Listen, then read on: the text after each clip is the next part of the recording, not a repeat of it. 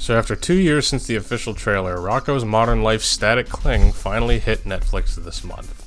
Since I reviewed the Hey Arnold Jungle movie, I was thinking that I should do myself a service and review this movie too, since, hey, I like talking about old cartoons and whatnot, so sure. The 45-minute special involves Rocko and his dumbass friends returning to their hometown after 20 long years, and lots of things have changed since they've been around. Mr. Bighead's business crashes and burns, and the only way to save it is to bring back some old TV show that hasn't aired in decades into a special for the modern audience. As you can probably tell from the sentence alone, Static Cling has a lot of commentary like that all throughout its runtime. It's jokes like that where I figure this show picked a pretty good time to come back because of how much material there is now. Come on, let's be fair. How many people have wanted cartoons like Hey Arnold to come back due to popularity or just to finish a hanging plot thread? Or even live-action shows like Heroes or Firefly. People have always wanted those shows back. It's not just poking fun at angry cartoon nerds, but just the joke about how a lot of people do want popular shows back that were canceled before. Some jokes in the special are gags that I've seen a million times before, and I'm sure other people have too. I'm talking about the jokes about DC comic movies, the iPhone jokes, and there being Starbucks everywhere. And you know what, I got like 4 Starbucks within like 10 miles of my apartment, so I can still kind of relate to that joke. I think the humor is a great mixed bag of smart jokes, slapstick, and there's some gross-out humor in there too, but thankfully there's not a whole lot of those. You still got stuff like nipples and farts and booger jokes shown in there, but they don't clog up the whole episode, thankfully.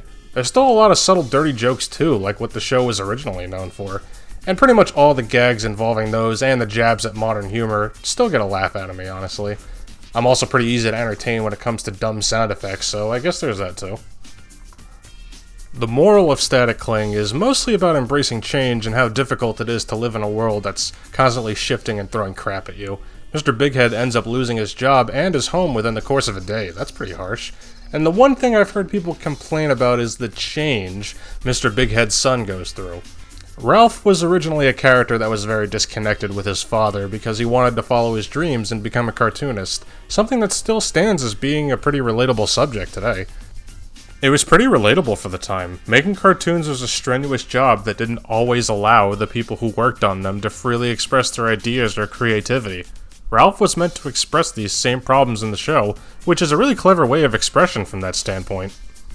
He still is in the special, and when he's asked to bring back the cartoon he made decades ago, he does it for his family even though his father finds it hard to accept the fact that Ralph is now Rachel. Yes, a character from a 90s cartoon got a sex change. I'm sure a lot of people are pissed off about that.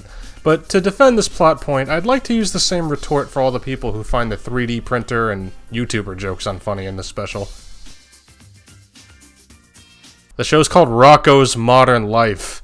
Rocko's Modern Life's you fuck. The entire purpose of the show was to tackle modern day issues, or at least ones prevalent in the 90s, and how the characters dealt with them. Marriage, dealing with living with your parents, part-time jobs, all the episode themes from the cartoon that can still be applied today, really. A major character would often make a decision and other characters around them would cause conflict with them based off of it. That's how the show managed to represent these problems.